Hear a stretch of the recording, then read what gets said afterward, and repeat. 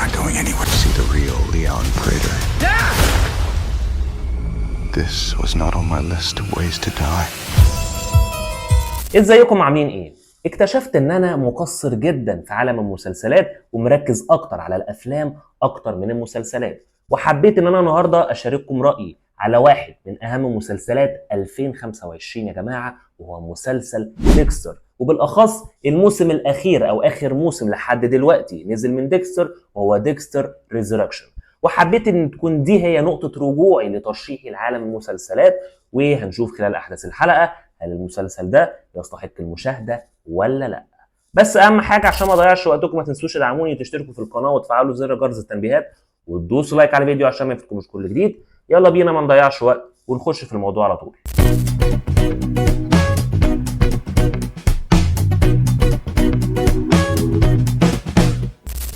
You have to go through hell to achieve resurrection. Hallow. Time to meet the man. المسلسل الأصلي من ديكستر هو مسلسل مكون من 8 مواسم من 2006 ل 2013، والحقيقي من المتعارف عليه إن نهاية الموسم الأخير من 2013 أو آخر موسم اللي هو الموسم الثامن كان نهايته سيئة جدا يا جماعة، من أسوأ نهايات المسلسلات اللي نزلت في التاريخ لحد دلوقتي. فعشان كده صناع العمل عملوا جزء تاني في 2021 باسم ديكستر نيو بلود، وكان المسلسل ماشي حلو جدا لحد برضه النهاية بتاعته كانت نهاية سيئة جدا. للمرة الثالثة عملوا موسم جديد السنة دي في 2025 باسم ديكستر ريزركشن، والحقيقة يا جماعة الثالثة تبدأ. المسلسل طبعا متوفر بالكامل على شبكة نتفليكس. طبعا انا مش هحرق خالص خلال احداث الحلقة، لو انت سواء ما شفتش المسلسل او شفت المسلسل تقدر تكمل الحلقة عادي جدا وانت مطمن. وللناس اللي ما شافتش مسلسل ديكستر او مش عارفين مسلسل ديكستر قصته عن ايه، حابب ان انا اقول لكم كده قصته سريعا. المسلسل بيحكي عن ديكستر مورجان، وهو شغال محلل بقسم شرطة ميامي متخصص في تحليل بقع الدم. يعني من الاخر راجل ملتزم وهادي جدا في شغله، بس عنده سر خطير جدا، وهو انه بيبقى بالليل قاتل متسلسل.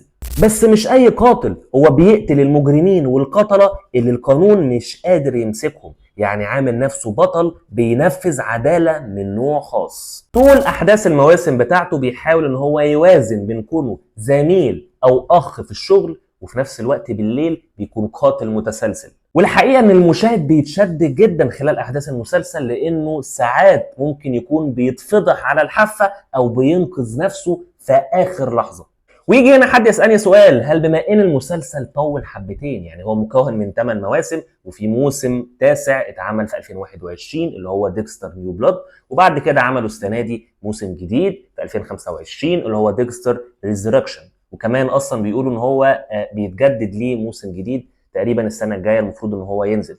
وهنا حد يجي يسألني يقول لي هل كده في نوع مط في الأحداث أو حلب في الأحداث؟ وهنا المفاجأة يا جماعة لا خالص. طب ازاي مسلسل مكمل بعد 8 مواسم وموسمين كمان ومفيش فيه حد؟ وهنا صناع العمل اشتغلوا على جانب مهم جدا في الموسم ده، وهو جانب العاطفة. لأن طبعا المسلسل زي ما انتم عارفين بيدور حوالين شخصية واحدة وهو ديكستر مورجان، على عكس مسلسلات تانية بتتكلم عن شخصيات مجمعة زي جيم اوف ثرونز. ده غير ان النهايات بتاعت كل المواسم لحد دلوقتي هي نهايات مفتوحة بدون تحديد مصير فعلي وواقعي للشخصية الرئيسية اللي هي ديكستر مورجان. فالعاملين دول سواء فكرة ان صناع العمل اهتموا بجانب العاطفة، او كمان ان كل المواسم لحد دلوقتي نهايتها مفتوحة بدون تحديد مصير فعلي للشخصية نفسها، الاتنين دول طبعا خلوا فكرة الحلب مستحبة للجمهور. Express how excited I am to meet you. You really like serial killers. I pride myself on finding the best of the best in every field. ده غير ان الافكار كلها اللي بتتقدم في كل المواسم افكار قوية جدا ومبتكرة جدا، ما فيهاش اي نوع من الاستغفال او الاستخفاف بعقول المشاهدين. في كل موسم عندنا مجرم او قاتل متسلسل معين بيلاحقوا ديكستر، عمليات قتل متسلسلة بيلاحق القاتل المتسلسل على مدار كل موسم.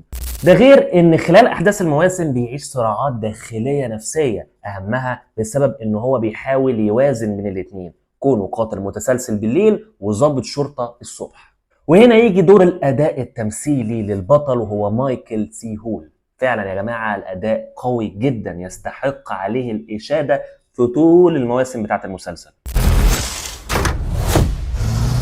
So much for the happy reunion. What better place? والحقيقة أنا افتكرت دلوقتي مسلسل مصري اسمه ما تراه ليس كما يبدو. شوفوا بقى كده، قارنوا بين الأداء التمثيلي ده والأداء التمثيلي بتاع الممثلين كلهم ككل كده في المسلسل ده. يا جماعة كارثة بكل المقاييس يا جماعة. المسلسل ده فعلا الأداء التمثيلي يا جماعة كارثة، كارثة بمعنى الكلمة. يعني في أعمال كتير تقدر تقول إن هو بيبقى الممثلين تمثيلهم مش أحسن حاجة، بس أنت عادي بتعدي الأحداث وما تبقاش متضايق. لكن فعلا هنا يا جماعة تمثيلهم مضايقني أنا شخصيا. المهم نرجع لموضوعنا تاني. ليه الموسم ده بالتحديد يعتبر أفضل أو من أفضل مواسم ديكستر على الإطلاق؟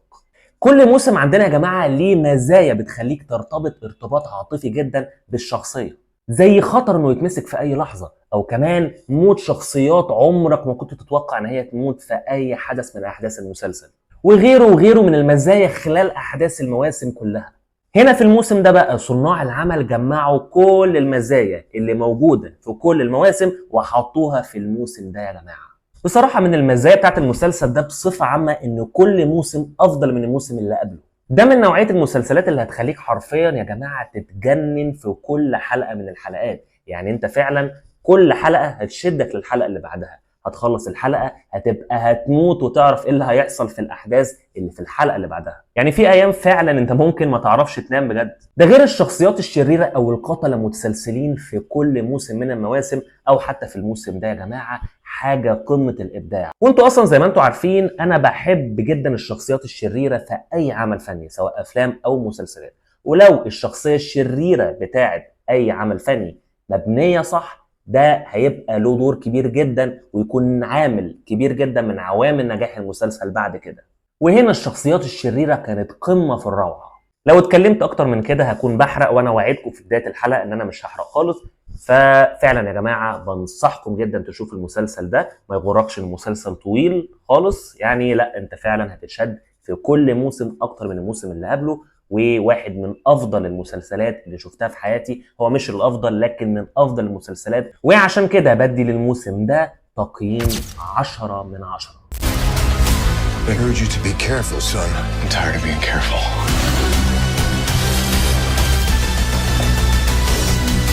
وبس كده دي تكون حلقتنا. اتمنى ان هي تكون عجبتكم. لو عجبك الفيديو ما تنساش تدعمني وتشترك في القناه وتفعل زر الجرس التنبيهات وتدوسوا لايك على الفيديو عشان ما يفوتكمش كل جديد. شكرا جدا ليكم. كان معكم محمد العايدي. سلام عليكم.